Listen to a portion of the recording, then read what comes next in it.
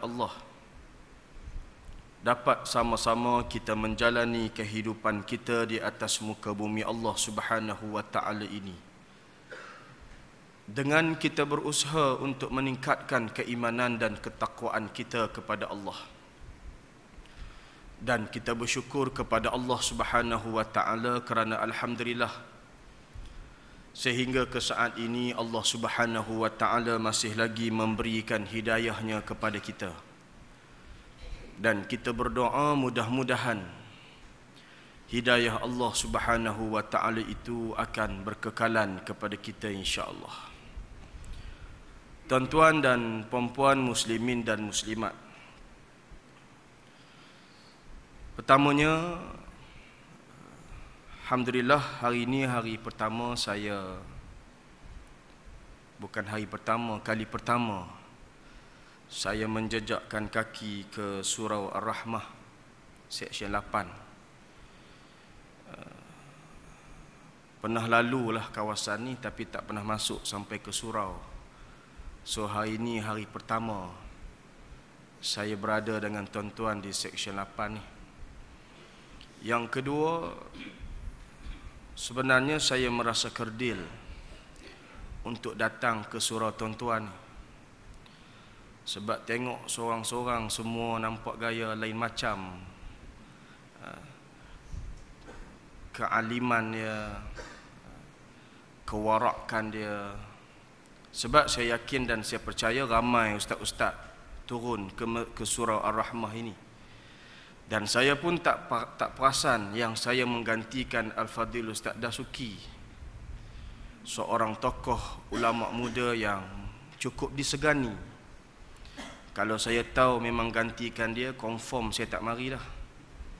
Takut ada gap ataupun jurang cara dia dengan cara saya, dan tuan-tuan rasa tak berapa selesa. Walau bagaimanapun tuan-tuan sekalian, mengambil semangat atas kewajipan menyampaikan tugas dakwah ini perlu dilaksanakan dan perlu dilunaskan oleh mereka yang disebut sebagai da'i, mereka yang telah dipertanggungjawabkan oleh Allah untuk menyampaikan risalah ini. Maka saya gagahkan diri untuk bertemu dengan tuan-tuan, dan saya harapkan mudah-mudahan kena dengan selera tuan-tuan, kena dengan cara dan gaya yang ada di surah Ar-Rahmah Seksyen 8 ini. Tuan-tuan sekalian, wallahu ta'ala alam saya nak mula bagaimana. Tetapi kalaulah tidak menjadi keberatan, dalam 6,666 ayat Al-Quran saya mulakan dengan memetik firman Allah di dalam surah Al-Ahzab ayat 36. Di dalam surah Al-Ahzab ayat 36, Allah Subhanahu wa taala berfirman, a'udzubillahi minasyaitonir rajim. Wa ma kana lil mu'minin wa la mu'minatin idza qadallahu wa rasuluhu amran an yakuna lahumul khiyaratu min amrihim wa man ya'sillaha wa rasulahu faqad dhalla dhalalan mubina. Di dalam surah Al-Ahzab ayat 36 ini Allah Ta'ala berfirman menggambarkan ciri dan sifat-sifat orang yang beriman kepada Allah. Allah Ta'ala berfirman, tidak sepatutnya bagi orang-orang yang beriman lelaki dan perempuan apabila Allah dan Rasulnya telah putuskan kepada mereka akan sesuatu keputusan, bagi mereka ada pilihan-pilihan yang lain. Allah Ta'ala mengingatkan, wa man ya'sillaha wa rasulah, dan barang sesiapa yang mengingkari Allah dan Rasulnya, maka sesungguhnya dia berada dalam keadaan kesesatan yang nyata. Di dalam ayat ini tuan-tuan sekalian, Allah Subhanahu wa taala telah memberikan gambaran kepada kita berhubung dengan sifat orang-orang yang beriman. Barangkali kalau kita tengok dalam ayat lain, kita jumpa pula sifat orang beriman yang Allah Ta'ala nyatakan dalam ayat lain. Tetapi hari ini saya mengambil surah Al-Ahzab ayat 36 ni sebagai renungan pada diri saya dan juga renungan kepada tuan-tuan sekalian. Iaitulah Allah Ta'ala sebut tidak sepatutnya orang beriman siapa yang mengaku beriman pada Allah. Iman pada Allah dia tidak boleh mengaku hanya dengan lidah. Ataupun dia tidak boleh berangan kata dia beriman sedangkan tidak ada apa-apa amalan yang dia buat. Allah Ta'ala pernah menempelak golongan-golongan orang Arab Badawi, orang-orang ulu zaman jahiliah. Apabila mereka masuk Islam, mereka datang jumpa dengan Rasulullah sallallahu alaihi wasallam. Apabila mereka jumpa Nabi, mereka kata kami dah beriman pada Allah. Kami dah beriman, geger, kami dah beriman, pakat mengaku beriman belaka walaupun baru masuk Islam, amal tak dan buat lagi. Lalu Allah Ta'ala turunkan ayat kepada baginda, minta Nabi sebut kepada golongan Arab jahiliah ini, menempelak golongan Arab jahiliah ini supaya jangan mudah-mudah mengaku beriman pada Allah. Dalam surah Al-Hujurat Allah Ta'ala berfirman, qalatil a'rabu amanna qul lam tu'minu walakin qulu aslamna walamma yadkhulul imanu fi qulubikum. Allah Ta'ala berfirman, telah berkata orang Arab Badawi, amanna, kami beriman pada Allah. Orang Arab Badawi kata kami beriman. Mereka ni jenis orang macam tu, jenis orang tak heran ke orang, orang yang tak heran ke orang. Ni style orang Arab Badawi. Amanna, kami beriman pada Allah. Allah menurunkan ayat, qul lam tu'minu walakin qulu aslamna walamma yadkhulul imanu fi qulubikum. Allah Ta'ala berfirman, jangan kamu kata kamu beriman, tapi kamu kena kata kamu Islam, kerana iman belum masuk dalam hati-hati kamu. Orang Arab Badawi mereka geger rata tempat beritahu kata mereka beriman pada Allah. Ini style orang Arab Badawi. Saya pernah jumpa dengan orang Arab Badawi ketika belajar dulu, tuan-tuan. Mereka membina rumah-rumah di kaki-kaki bukit. Pusing bukit, cari batu-batu hak comel, pasang meja, letak kain alas, letak batu, menega pada pelancong. Pelancong hak cerdik jadi bodoh, pergi beli batu.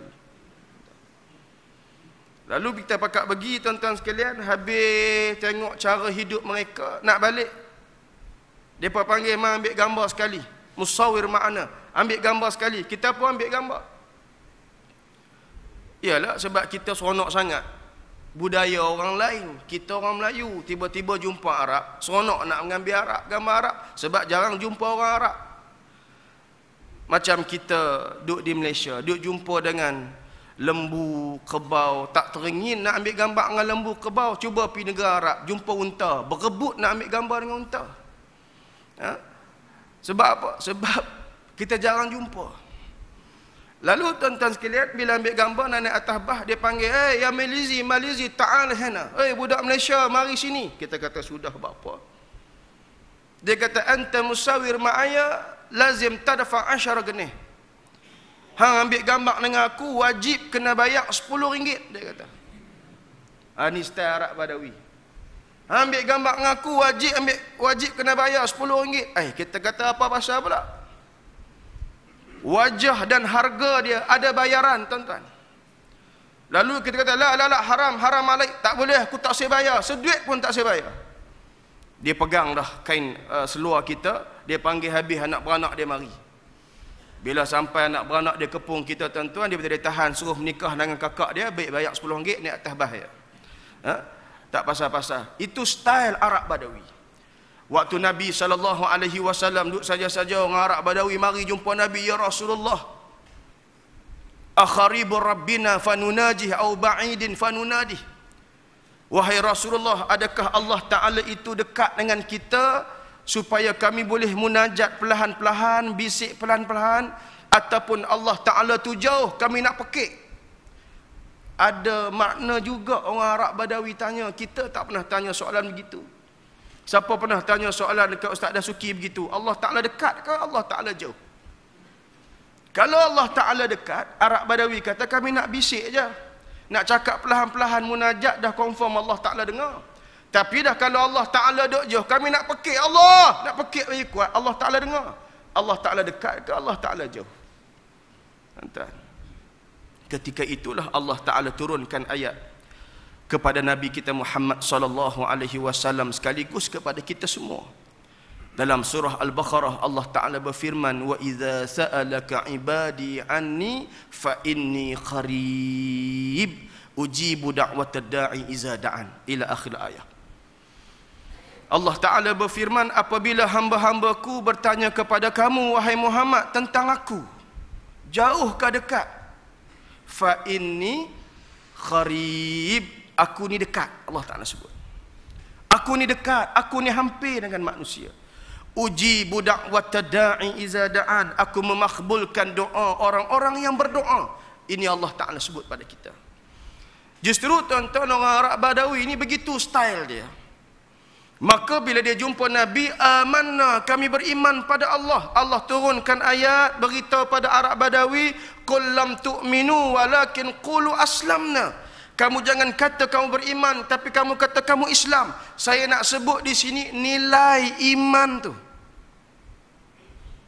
kepada kita semua. Maka oleh sebab tu dalam ayat yang saya baca di mukadimah sebentar tadi dalam surah Al-Ahzab ayat 36 ni, Allah tunjukkan, Allah gambarkan kepada kita sifat orang beriman tu macam mana. Iaitulah iza qadallahu wa rasuluhu amran an yakuna lahumul khiyaratu min amrihim wa ma kana lil mu'minin wala mu'minah. Tidak sepatutnya orang beriman itu, sama ada lelaki ataupun perempuan, apabila Allah dan Rasulnya telah putuskan kepada mereka akan satu keputusan, bagi mereka ada pilihan yang lain. Bukan itu sifat orang beriman. Sifat orang beriman, dia mesti dengar, dia mesti ikut apa sahaja yang Allah Ta'ala dan Rasul putus. Itu sifat orang beriman. Hari ini kita ada ke sifat tu? Tuan-tuan, alhamdulillah, dalam Islam, dalam Al-Quran, Allah Ta'ala telah menggariskan beberapa hukum pada manusia. Dan hukum tersebut daripada A hidup kita sampai Z hidup kita ada belaka dalam Quran. Ada belaka dalam Quran. Tak ada orang nak kata saya tak boleh nak hidup ustaz, dah pening 2 bulan tak semayang sebab duk mikir macam mana nak hidup. Tak ada. Semuanya Allah Ta'ala dah cerita dalam Quran. Maka dalam Al-Quran itulah para ulama kita ni mengeluarkan beberapa ayat disusun ikut hukum. Sebab kalau kita nak tanya diri kita sendiri, di mana hukum-hukum tertentu kita tak erti, kita tak tahu. Contoh saya ambil dalam kewajipan, Allah Ta'ala sebut tentang hukum wajib sembahyang. Allah Ta'ala tak cerita dalam surah Baqarah ayat pertama sehingga ayat 30 cerita bab sembahyang belaka. Kita tak jumpa. Ayat sembahyang duduk di surah-surah ayat mana tu? Ya ayyuhallazina amanu idza qumtum ila shalah, wahai orang-orang yang beriman, bila kamu nak mendirikan sembahyang, kamu kena ambil wudu. Allah Ta'ala sebut. Ini ada dalam Quran, bukan duduk di surah Baqarah. Maka para ulama dia ambil ayat-ayat, dia susun bagi elok-elok kita supaya kita mudah nak faham dan kita mudah nak mengetahui di mana ayat dalam Quran yang memerintahkan kita sembahyang. Sekalipun hari ini kita tak hafal ayat wajib sembahyang, ke siapa boleh angkat tangan? Saya ingat Ustaz, ayat wajib sembahyang, dua ayat ni, surah ni.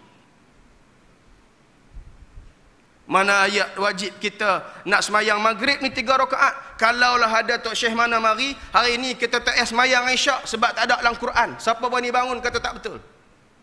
Dan berani keluar nas. Nasnya ada dalam ni. Gini. Siapa boleh sebut? Kita tak boleh sebut pun. Tapi kenapa kita semayang? Kerana kita i'tiqad bahawasanya perintah semayang ikut berapa waktu itu ada dalam Quran yang telah disusun oleh para ulama. Setuju? Maka begitulah tuan-tuan, Al-Quran ni Allah Ta'ala susun dah. Allah Ta'ala dah sebut dalam Quran. Dikeluarkan oleh para ulama, antaranya berhubung dengan fiqhul ibadah. Dalam fiqh ibadah itu Allah Ta'ala sebut kepada kita tentang sembahyang. Hari ini kenapa kita semayang maghrib 3 rakaat? Kerana ia perintah daripada Allah dan kita tak boleh petikai. Kita semayang bermula dengan takbir, kita akhir dengan salam. Tuan-tuan bolehkah kalau tu imam mari sagi dia kata, tuan-tuan, hari ini tuan-tuan ikut saya. Kita tak mau bermula dengan takbir dan akhir dengan salam. Kita nak mula semayang Isyak sebentar nanti, bermula dengan salam, akhir dengan takbir. Tuan-tuan, kita setuju tak? Kita takkan setuju. Sekalipun kita tak jumpa ataupun kita tak boleh nak keluar nas, mula dengan takbir akhir dengan salam, tapi kita confirm takkan setuju sebab kita tahu ia bercanggah dengan keputusan. Dia bercanggah dengan ketetapan. Dia bercanggah dengan apa yang telah Allah Ta'ala gariskan pada kita. Kita tak petikai. Begitu juga dalam fiqh ibadah ni masuk persoalan tentang puasa. Ni kita duduk bulan Syakban, dah lepas separuh Syakban, tinggal seminggu 2 lagi masuk Ramadan. Tiba-tiba nanti ada orang datang, kita tak payahlah puasa Ramadan ni, kita puasa bulan Syawal lah pula. Kita boleh setuju ke? Kita tak setuju. Kenapa kita tak setuju? Kerana ia bercanggah dengan ketetapan yang Allah Ta'ala buat pada kita. Kita boleh tahu dan kita boleh tak setuju. Sebab itu tanda orang beriman. Musim haji, lepas Ramadan orang pakat pergi haji. Tak payah pergi lah, haji bulan Zulhijjah, ramah. Kita buat haji bulan Muharram. Wukuf di Padang Arafah, kita akan buat pada 9 Muharram. Siapa nak ikut jemaah haji ni? Confirm takkan ikut. Sebab apa? Dia bercanggah dengan ketetapan yang Allah Ta'ala buat. Haji dia mesti buat pada bulan Zulhijjah. Itu antara lain fiqh ibadah. Kemudian dalam Quran juga Allah Ta'ala sebut yang dikeluarkan oleh para ulama, antaranya ialah fiqhul munakahah, fiqh nak nikah. Allah menghalalkan hubungan kita dengan seorang wanita ajnabi yang bukan muhrim, kaedahnya melalui akad nikah. Tuan-tuan bayangkan andai sekiranya anak kita balik, saya nak menikah abah. Kita kata, mujung kau pun dah umur 29 tahun, tunggu apa lagi? Tapi, dia mula tapi tu kita dah kelang kabut dah. Tapi, saya punya bakal suami ni lain sikit. Lain macam mana? Hari ni orang teringin nak kahwin, Melayu kacuk dengan Mak Saleh. Apa istilah saya pun tak tahulah. Hidung nak mancung pun tak mancung sangat, bibir tak tebal pun tak nipis sangat. Dia nak teringin hak orang macam tu. Tuan-tuan, yang macam tu ke? Dak ayah, dak abah, lagi hebat. Lain macam lagi hebat ni. Ialah yang saya berkenan tu waktu belajar sekali di UAE dululah, Afrika. Bila sebut Afrika, kita dah dapat gambar dah. Dia mesti tinggi-tinggi, rambut rinting, macam Nabi kata, ka'anna ra'suhu zabibah. Seumpama atas kepala orang Afrika ni dia ada zabibah, ada kismis. Faham? Tuan-tuan kalau tak nampak tu, tuan-tuan balik nanti Isyak, selepas Isyak, singgah kedai-kedai runcit mana, tolong beli kismis kilo, minta orang rumah bohgam tempek atas kepala. Macam tu lah orang Afrika. Dia rinting, dia rinting rapat. Dia bukan jenis rinting macam setengah orang rinting macam Justin Timberlake tu. Nak mula. Dia bukan rinting macam tu orang jadi fenomena, orang nak buat rambut ni rinting rapat ni. Rinting rapat. Lalu tuan-tuan sekalian, kita bila mikir tengok, tak apalah. Macam mana dah jodoh hang dengan balak Afrika ni, nikah lah. Kita pun tak apa, tarik lega. Tapi dia mai tapi kedua. Saya ingat saya nak menikah kali ni, tak payah ada akad nikah ya. Kami abah kami terus duduk dalam bilik bersama ya. Tuan-tuan, kita boleh terima tak? Sebab apa kita tak boleh terima? Kerana kita faham nak menghalalkan kita dengan seseorang, Allah dan Rasul tetap dah kaedah dia mesti melalui akad nikah. Mesti boleh akad nikah. Dia pula kata-kata, Allah tak payah abah nak cucu tak? Kita kata nak cucu tak semestinya akad nikah. Betul tak tuan? Nak beranak ni, seorang wanita nak mengandung ni, dia tak semestinya melalui akad nikah. Kadang-kadang buat pantang sentuh jadi. Ada hak berkahwin, tuan-tuan, anak kita, menantu kita berkahwin. Dah masuk cecah 10-15 tahun dah. Tiap-tiap malam berdoa, duk menangis, minta, ya Allah, anugerahkan anak. Tak apa, seorang pun tak apa. Kita tak dapat cucu. Puah berubat macam-macam. Tuan-tuan, Allah Ta'ala tak bagi, tak ada rezeki. Ada orang, tuan-tuan, pantang sentuh ya, ada selalu. Lepas 9 bulan, 9 bulan lepas tu ada pula. Lepas 9 bulan, 9 bulan tu ada pula. Kadang-kadang tak ada 9 bulan. Allah tak nak bagi. Lalu bila anak kita datang, kita tak sah melalui akad nikah, kita kata ni tak betul. Ini bercanggah dengan agama. Kita akan lawan sampai habis-habisan. Anak kita mesti melalui akad nikah. Mesti ada ijab dan qabul antara rukun nikah. Ijab tu imam ataupun ayah akan kata aku nikahkan di kau. Qabul pengantin tu akan jawab aku terima nikah.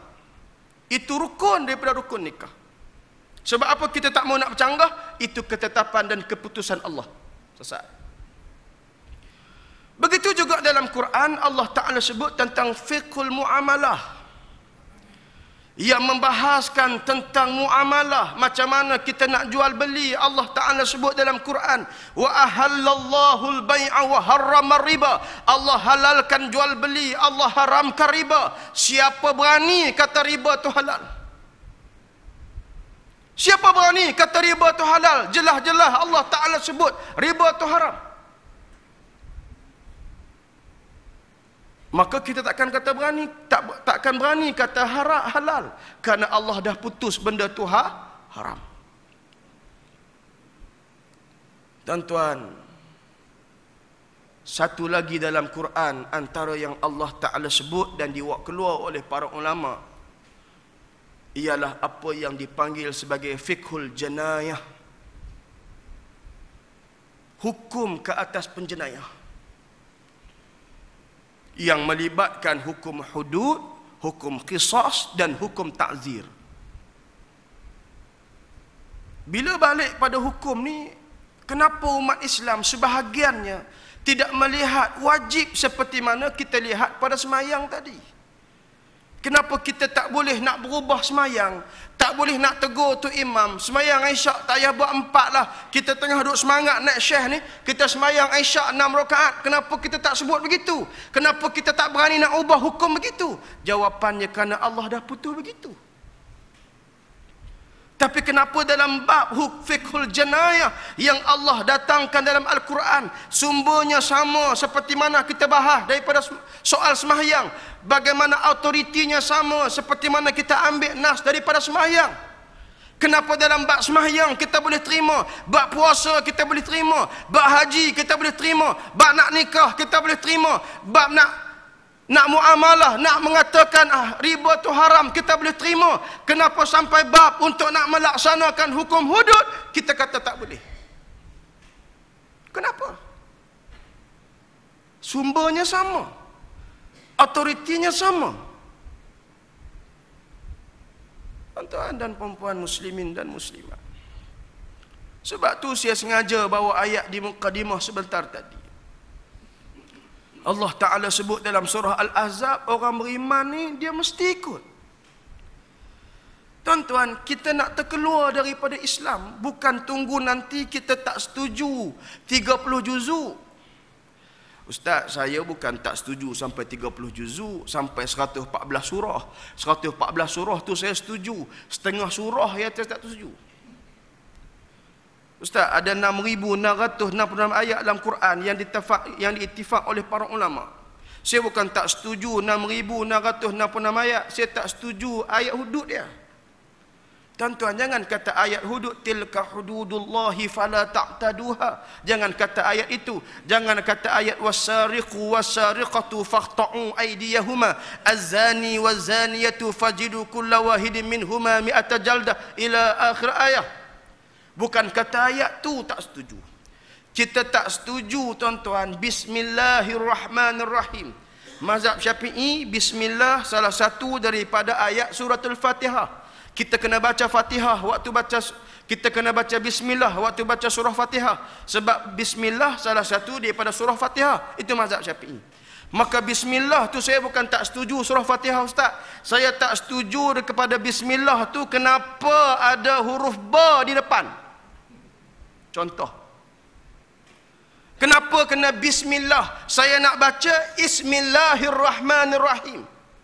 Bukan sampai 30 ayat tak setuju, satu surah saya tak setuju. Saya tak setuju huruf ba ya Ustaz. Siapa yang tak setuju sekalipun huruf ba terkeluar dia daripada Islam.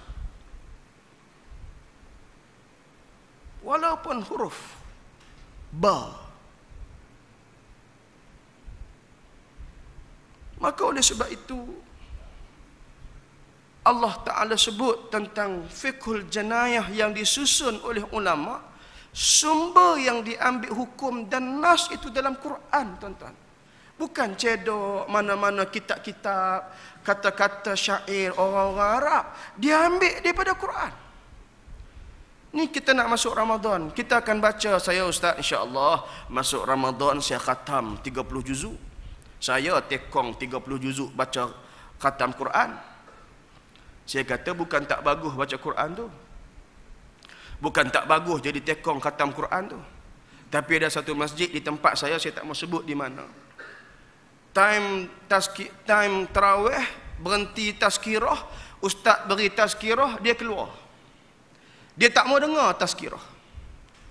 Habis tazkirah dia masuk. Satgi dia buat halaqah Quran, dia baca pentafsiran pada Quran yang dibahas melalui tazkirah, dia tak mau dengar. Al-Quran Allah Ta'ala turun bukan untuk kita jadikan ia sebagai baca, macam kita seronok baca, macam-macam novel.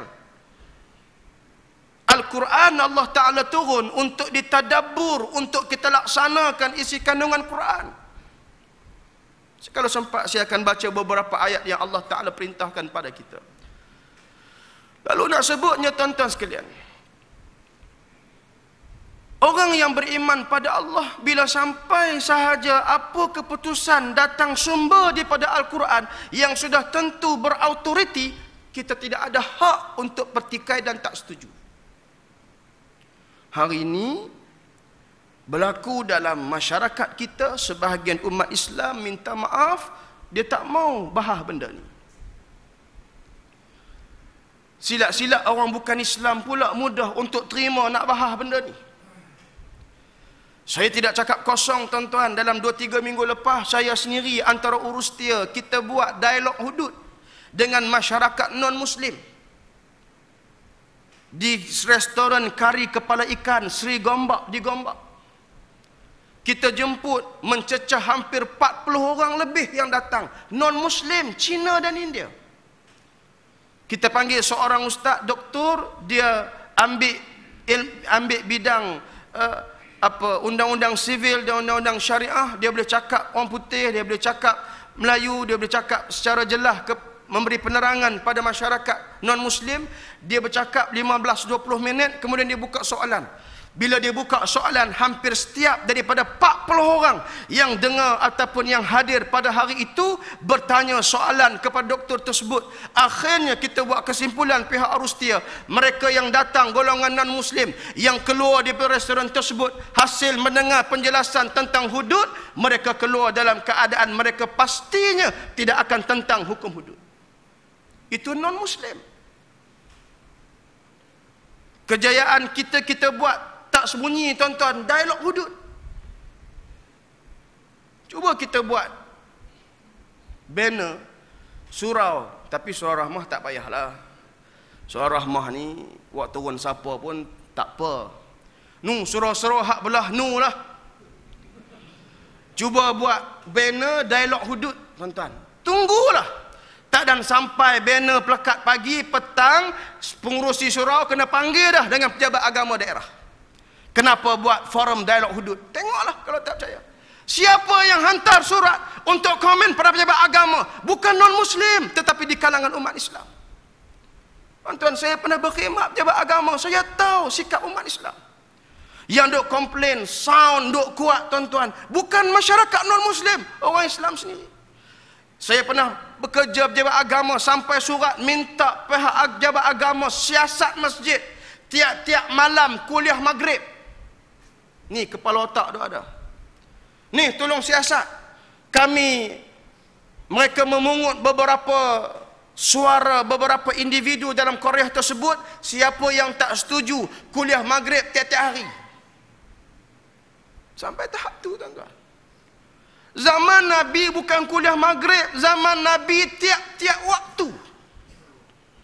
Bahkan bukan setiap waktu, Nabi atas kenderaan, atas unta Nabi, atas baral Nabi. Nabi beri tazkirah lagi, tuan-tuan. Tuan-tuan boleh cek dalam kitab hadis 40 Arba'in Nawawiyah. Ada satu hadis Nabi kata kat sahabat budak. Seorang budak bonceng Nabi naik unta. Nabi kata, "Ya ghulam, inni u'allimuka kalimat." Wahai budak, aku nak beri tazkirah. Atas unta Nabi beri tazkirah. Tuan-tuan. Ihfazillah yahfazka.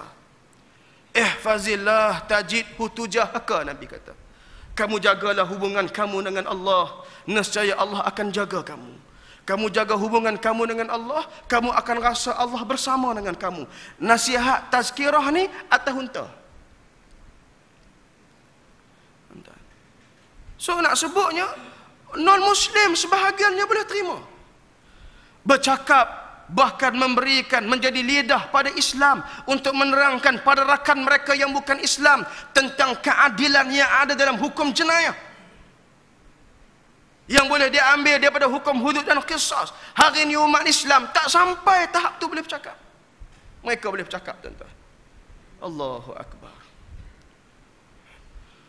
Justru bila andai sekiranya kita bersikap dengan sikap demikian, kita telah menyanggahi dan menyalahi karakter sifat sebagai seorang yang beriman.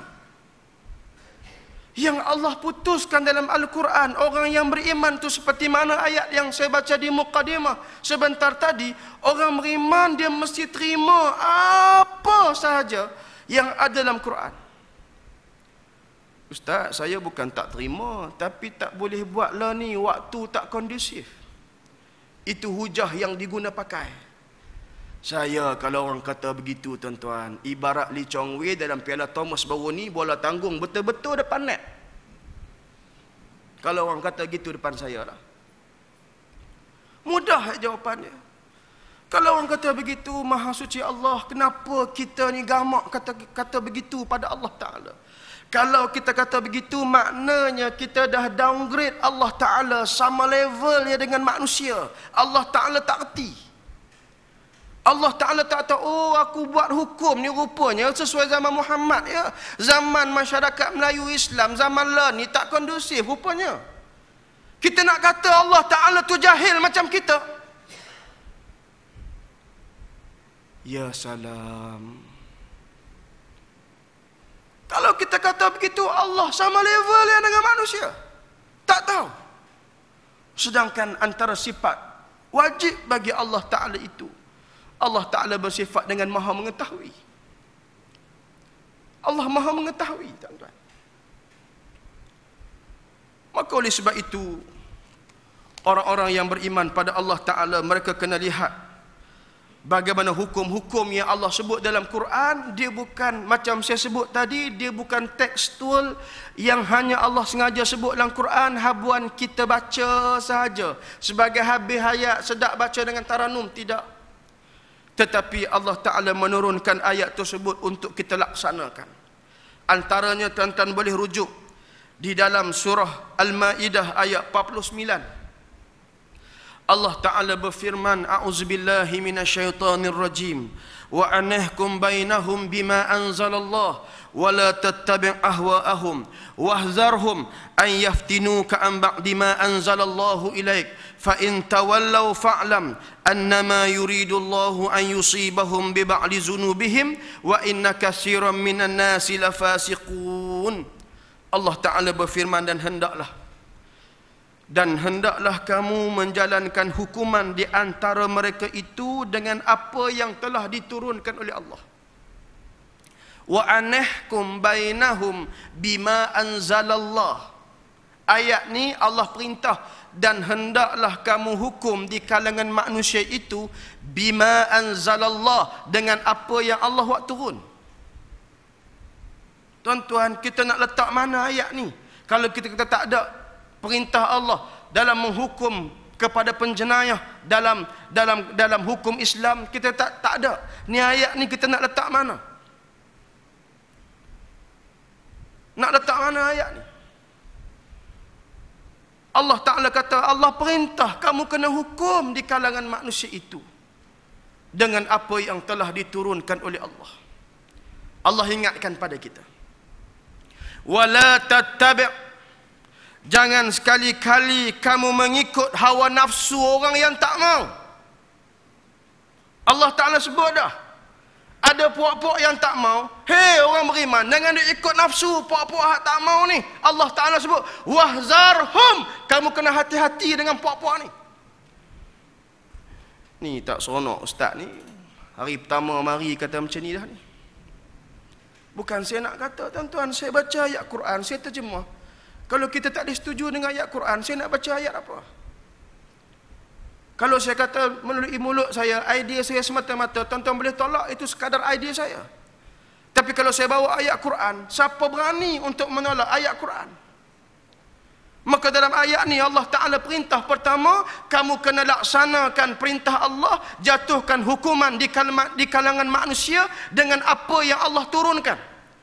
Dan Allah Ta'ala kata, wala tattabi' ahwa'ahum, kamu jangan ikut hawa nafsu orang yang tak mau ni. Mereka akan cari alasan untuk tak mau nak laksanakan perintah Allah ni. Mereka ikut kedegilan golongan-golongan dulu.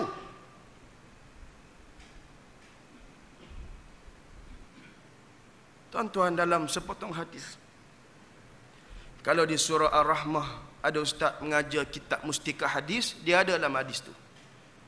Dia ada dalam kitab. Iaitulah kitab apabila seorang sahabat Nabi sallallahu alaihi wasallam meriwayatkan daripada baginda Rasulullah sallallahu alaihi wasallam, baginda bersabda, Nabi sebut, la ya'tiyanna ala ummati man ata ala bani Israel. Nabi kata umat aku ni iklan sikit. Umat aku ni akan ikut perangai Bani Israel. Nabi kata umat aku akan ikut perangai Bani Israel. Oh, seronok ustaz, pak ikut perangai Bani Israel. Bani Israel kah dalam Quran? Jangan buat tak reti begitu. Bila sebut Bani Israel, kita tahu tu umat yang degil lah. Dok ustaz, ada dalam Quran. Memanglah macam-macam dalam Quran. Fir'aun dalam Quran. Takkan nak tiru perangai Fir'aun? Betul tak? Ni kita menang kata nama Quran, tu kata baca tak faham molek-molek tu, saya ustaz baru dapat cucu. Dia duk cerita dia dapat cucu. Ini hak kaki tak mari masjid dengan kuliah ni, hak kaki duk sembang kedai-kedai kopi 2-3-4 jam, nak habis cawan kopi 3 jam.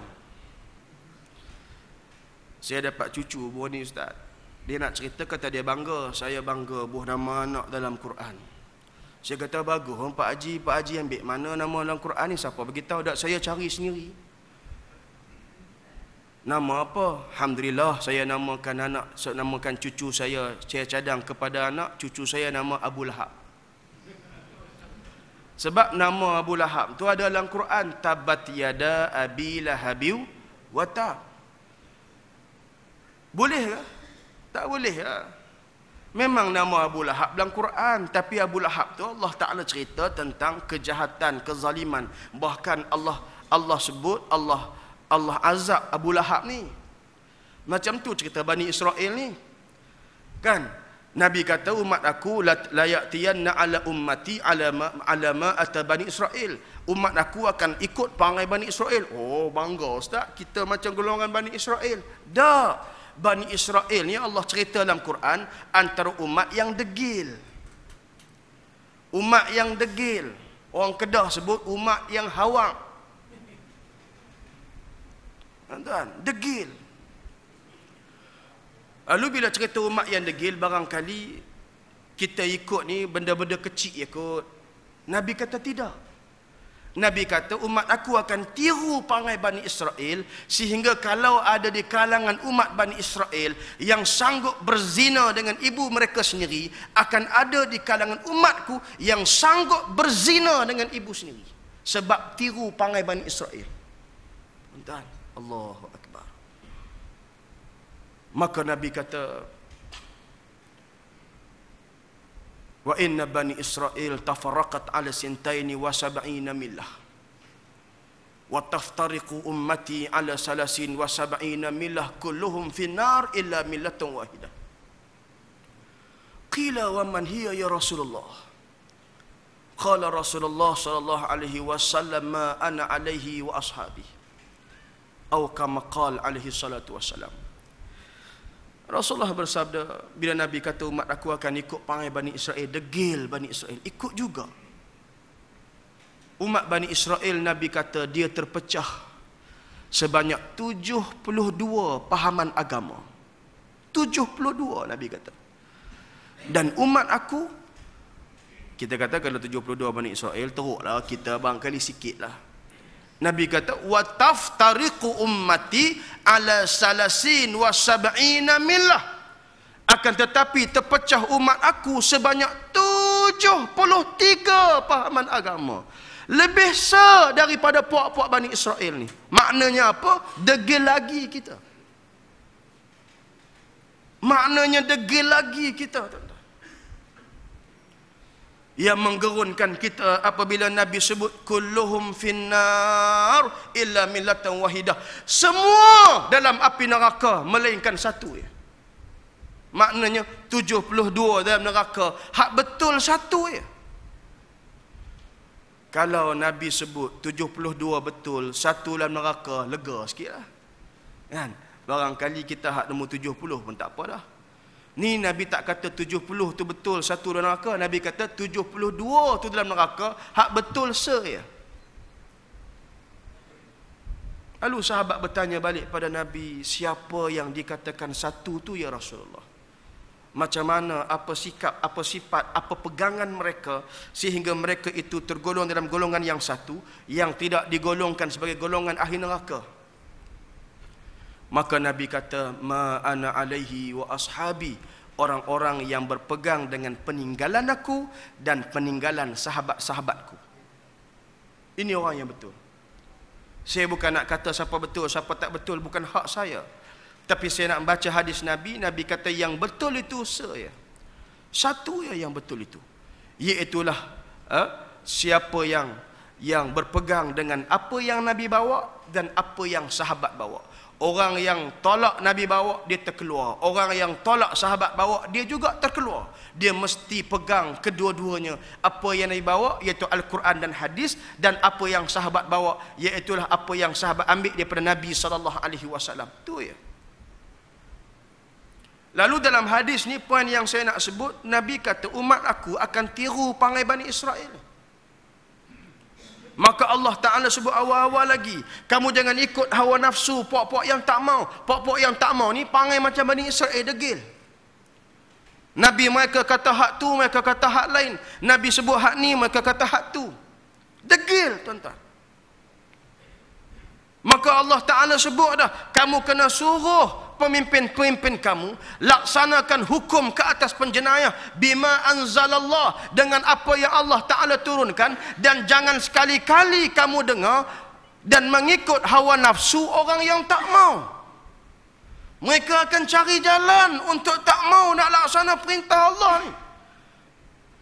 Saat keluar kata hukum tersebut bukan hukum Allah, tu hukum ulama' fiqh. Tuan-tuan jangan lupa. Tu ulama' fiqh mereka, dia sebut begitu. Tuan-tuan, dia ni kalau tak maulah hari tuan-tuan tak panggil dah. Jangan ikut, Allah Ta'ala sebut. Maka ayat ini membukti dan menggambarkan kepada kita bagaimana Allah Subhanahu wa Ta'ala telah menentukan bahawasanya ayat-ayat perintah untuk melaksanakan perintah Allah Ta'ala itu, dia bukan tekstual, dia bukan hanya semata-mata untuk kita baca, tetapi ia diperintahkan oleh Allah untuk kita laksanakan. Tuan-tuan dan puan-puan muslimin dan muslimat. Maka begitu juga hukum-hukum yang kita sebutkan itu adalah hukum yang berada di dalam Al-Quran. Orang yang mencerca dan menghina dan mempelekehkan hukum Allah, mencerca, menghina dan mempelekehkan ini bukan tunggu nanti dia maki hukum tersebut, tapi padan apabila dia mengatakan hukum itu tidak adil, padan dia mengatakan hukum itu kejam, primitif, tidak relevan kepada masyarakat majmuk, padan hak tu ya. Tuan-tuan, renungilah firman Allah yang pertama dalam surah An-Nisa ayat 56. Allah Ta'ala berfirman, A'udzubillahi minasyaitanir rajim. Innal ladzina kafaru biayatina sawfa nuslihim nara kullama nanijat juluduhum baddalnahum juludan ghairaha liyazuqul azab innallaha kana azizan hakima. Allah Ta'ala berfirman, sesungguhnya orang-orang yang kufur ingkar dengan ayat-ayat kami. Dia baca ayat Allah, tapi bila dibentangkan pada dia, diterangkan hukum yang ada dalam Quran, dia ingkar dengan ayat Allah. Hak ingkar dengan ayat Allah ni berlungguk di kalangan umat Islam, tuan-tuan. Mereka ingkar dengan ayat-ayat Allah. Sawfa nuslihim nara. Allah Ta'ala sebut, kami akan panggang dia dalam api neraka. Kullama nadijat juluduhum baddalnahum juludan ghairaha. Setiap kali kulit daging mereka hangus, Allah ganti yang baru. Dibakar semula, hangus, Allah ganti yang baru. Dibakar semula, hangus, Allah ganti yang baru. Allah Ta'ala buat berulang. Tujuan apa? Allah Ta'ala sebut di hujung ayat itu, liyazuqul azab, supaya mereka merasa siksa, mereka merasa azab di atas sikap mereka mengingkari ayat Allah ketika mana mereka hidup di dunia. Ini azab Allah Ta'ala sebut kepada mereka yang ingkar dengan ayat Allah. Tuan-tuan, agama ni dia tak boleh buat main-main. Kita nak main sangat, pergi main bola. Hari ni budak-budak muda sebelum World Cup, tengok World Cup, dia orang buat pertandingan nak bagi ramai. Buat gol kecil, ambil berapa meter, letak bola, sepak, masuk tak masuk. Sebelum sepak mula berlangsung, nak bagi ada mood bola di Brazil. Nak pergi Brazil tak boleh pergi dah. So buat stadium sendiri lah depan rumah. Sepak, lepas sepak masuk, pakat kira lah berapa kali masuk. Kemudian start sepak mula, pakat tengok bola. Lalu ada yang kecewa, ada yang seronok. Yang seronok Belanda menang, yang kecewa Spanyol kalah. Gitu lah. Kan? Lalu nak sebutnya tak boleh buat main-main. Nak main, pergi main betul-betul. Main bola, main futsal. Yang tak boleh main-main ni agama. Kita padan hanya kita cakap sikit je benda yang kita tidak setuju dengan ayat Allah. Allah kata saufa nuslihim nara. Mereka akan dipanggang dengan api neraka Allah. Setiap kali kulit mereka, daging mereka hangus, Allah ganti yang baru. Berulang, tuan-tuan. Ayat ni padan dah menggerunkan kita. Kalau orang tak gerun lagi, relax lagi, duk kata ke ayat Allah, kita akan kecewa dan kita akan diazab oleh Allah pada hari akhirat. Tuan-tuan, kita masih ada peluang. Kita masih ada peluang. Peluangnya untuk kita bersegera bertaubat dan mohon rahmat dan kasih sayang Allah.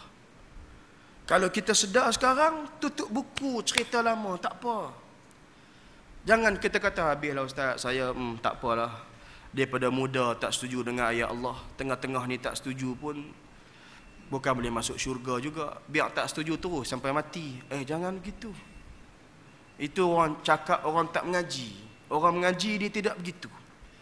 Orang mengaji ni dia sedar pintu pintu keampunan Allah dan rahmat Allah senantiasa ada pada dia. Tuan-tuan kenal seorang sahabat yang bernama Ikrimah.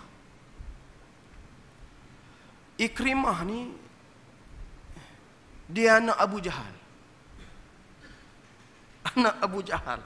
Siapa lebih gangster daripada Abu Jahal? Cuba sebut. Oi, saya lagi gangster, Ustaz. Saya dulu berapa ramai perut India saya dah. Bukan. Ni hak lawan Nabi ni. Hak rancang untuk sekat Nabi, rancang untuk tangkap Nabi, rancang untuk halau usir Nabi, rancang untuk bunuh Nabi ni. Ni Abu Lahab. Bila Abu Lahab terbunuh dalam peperangan Badar, anak dia Ikrimah berjanji akan balas dendam untuk membunuh semula Muhammad. Maka dalam peperangan Uhud dia masuk antara mastermind yang merancang kekalahan Uhud, yang menetapkan Khalid ibn Walid di atas bukit dengan tentera-tenteranya. Setengah riwayat sebut adalah idea yang keluar daripada Ikrimah bin Abu Jahal. Tuan, bencinya dia pada Nabi kerana bunuh pak dia Abu Jahal. Pak dia gangster, anak dia kira KL gangster lah jawab dia. Lagi dahsyat lah makna dia. Tuan, lalu apabila selesai perang Uhud dan dapat counter balik, Islam menang, akhirnya Allah Ta'ala beri hidayah pada Ikrimah.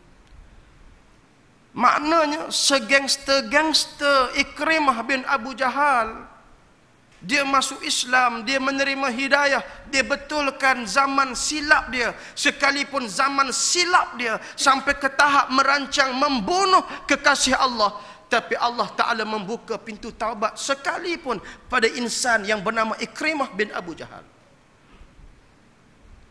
Akhirnya dia mati dalam peperangan dan diisytihar sebagai mati syahid. Ikrimah. So kalaulah kita ni ada, dulu tak saya dulu Ustaz memang hangit saya lawan Ustaz. Saya hangit Ustaz, bab lawan mengempok-pok ni hak duk bawa Islam saya cukup tak setuju. Orang tak tahu yang duk buat surat hantar apa semua ni pakar buat surat pada pejabat agama. Tu dia bangga dia. Saya lah. Saya cukup tak setuju. So Ustaz, zaman-zaman silam saya banyak Ustaz. Saya tak lepas lah ni. Soalan lang tak lepas. Biar pergi terus. Jangan. Tuan-tuan, balik rujuk dalam akhirnya saya nak sebut. Balik rujuk dalam surah Az-Zumar. Ayat 53. Sebab saya tengok ramai depan saya ni orang yang dah senior. Balik rujuk dalam surah Az-Zumar ayat 53. Allah Ta'ala berfirman, A'udzubillahi minasyaitanir rajim. Qul ya ibadiyallazina asrafu ala anfusihim la taqnatu min rahmatillah. Innallaha yaghfiruz dzunuba jami'a. Allah Ta'ala berfirman, katakanlah wahai hamba-hambaku, wahai Muhammad, wahai hamba-hambaku yang telah melampaui batas terhadap diri mereka sendiri. Mereka melampaui batas terhadap diri mereka sendiri. Maknanya mereka buat dosa yang dosa tersebut mengundang kemurkaan dan azab Allah. Maka Allah Ta'ala guna wording perkataan mereka yang melampaui batas terhadap diri mereka sendiri, mendedahkan azab Allah dengan dosa hak lama-lama. Saya baca kuliah subuh, saya baca hadis Nabi. Nabi kata la tazulu qadamin abdin hatta yus'al an arba. Tidak akan terlepas kaki anak Adam sehingga Allah Ta'ala akan tanya tentang 4 perkara. Salah satu daripada 4 perkara Allah Ta'ala akan tanya an syababihi fima ablah. Zaman muda kamu apa kamu buat? Kamu buat apa zaman muda kamu? Allah, habis kuliah seorang pakcik datang, umur saya ingat bayar ayah saya awal 70-an. Dia kata, Ustaz, kalaulah saya mati hari ini, Allah Ta'ala tanya 4 perkara, memang 4 perkara saya fail. Allah Ta'ala tanya 4 perkara, memang 4 perkara saya fail belaka. Pertama Allah Ta'ala kata, an umrihi fima afnah, umur kamu apa yang kamu buat. Kemudian Allah tanya masa muda kamu. Kemudian Allah Ta'ala tanya tentang harta, daripada mana sumber, ke mana kita belanja. Itu antara soalan yang Allah Ta'ala akan tanya. Cuma yang saya ni, pakcik ni kata, bila tanya 4 soalan, 4 saya fail. Tapi yang paling saya fail Ustaz ni, hak nombor 2. Bila ditanya tentang zaman muda saya, Allah Ustaz muda, saya tengok seronok Ustaz. Saya zaman muda dulu, dia kata, apa yang saya tak pernah buat. Ni kampung ni saya pegang Ustaz. Tu dia. Orang lain tak ada zaman tu, tahun 60-an, 50-an, Vespa dalam kampung ni saya seorang ya. Dia duk bangga dengan Vespa dia. Ni tarik remoh mai depan ni, cium jadi spring tu tuan-tuan. Saya kalau tanya hak lain saya fail, tapi yang paling fail zaman muda saya Ustaz, habis. Macam mana nak buat Ustaz? Lalu saya kata saya bukan reti pun nak buat macam mana, tapi saya terlintas ayat yang saya baca pada tuan-tuan tadi lah. Dalam surah Az-Zumar ayat 53 tu Allah Ta'ala cerita hak zaman-zaman lama kalau ada tutup buku, buka hak awal, hak sekarang ni cepat-cepat bersegera mohon keampunan daripada Allah. Qul ya ibadiyallazina asrafu ala anfusihim la takhnatu min rahmatillah. Wahai hamba-hambaku yang telah melampaui batas terhadap diri mereka sendiri. Nuh, zaman-zaman dulu, zaman-zaman seluak Yankee, zaman yang seluak kaki besar habis dia angkut sampah-sampah, zaman tu. La takhnatu min rahmatillah. Jangan kamu putus asa untuk nak memohon kasih sayang Allah, rahmat Allah. Sebab kita seperti mana yang disebut oleh para ulama, kita masuk syurga, kalau Allah nak anugerah syurga pada kita, kita masuk sebab apa tuan-tuan? Sebab rahmat, sebab kasih sayang Allah. Betul tak? Ke siapa nak declare saya Ustaz tak ada rahmat Allah, tak apa sebab amal saya banyak. Siapa boleh angkat tangan? Amal saya banyak, saya yakin dengan amal saya lah saya akan masuk syurga. Angkat tangan siapa yang amal dia banyak.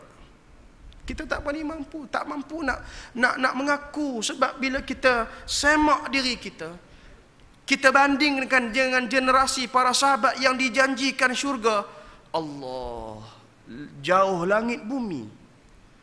Maka tak apa. Tak apa tu bukan nak minta kita relax, tak apa tu. Kerana Allah Ta'ala sebut, la takhnatu min rahmatillah. Jangan putus asa. Kasih sayang Allah tu melampaui kemurkaannya. Maka mohonlah keampunan pada Allah. Allah Ta'ala sebut. Ini dalam surah Az-Zumar ayat 53. Tuan-tuan boleh balik, buka, baca, fahami elok, buka tafsir, buka terjemahan. InsyaAllah mudah-mudahan ianya memberi manfaat pada kita semua. Saya kira cukup setakat itu. Sikit sebanyak yang saya sempat sampaikan pada tuan-tuan, mengambil kira keadaan yang berlaku pada hari ini segelintir umat Islam. Cuba menafikan beberapa ayat Allah. Kita kena betul, kita yang rajin ngaji ni, rajin solat jemaah, kita orang yang kena set betul-betul, kita bukan termasuk di kalangan orang yang tersebut. Mudah-mudahan Allah menerima sepanjang hidup kita dan amal kita. Mudah-mudahan ianya akan mendapat kebaikan di sisi Allah Subhanahu wa ta'ala. Wallahu ta'ala a'lam. A'udzubillahi minasyaitonirrajim. Bismillahirrahmanirrahim. Alhamdulillahirabbil alamin. حمدا يوافي نعمه ويكافئ مزيده يا ربنا لك الحمد كما ينبغي لجلال وجهك العظيم سلطانك اللهم فقهنا في الدين وعلمنا التأويل واهدنا إلى صراطك المستقيم اللهم أرنا الحق حقا وارزقنا اتباعه وأرنا الباطل باطلا وارزقنا اجتنابه اللهم أعنا على ذكرك وشكرك وحسن عبادتك وصلى الله على سيدنا محمد وعلى آله وصحبه أجمعين والحمد لله رب العالمين.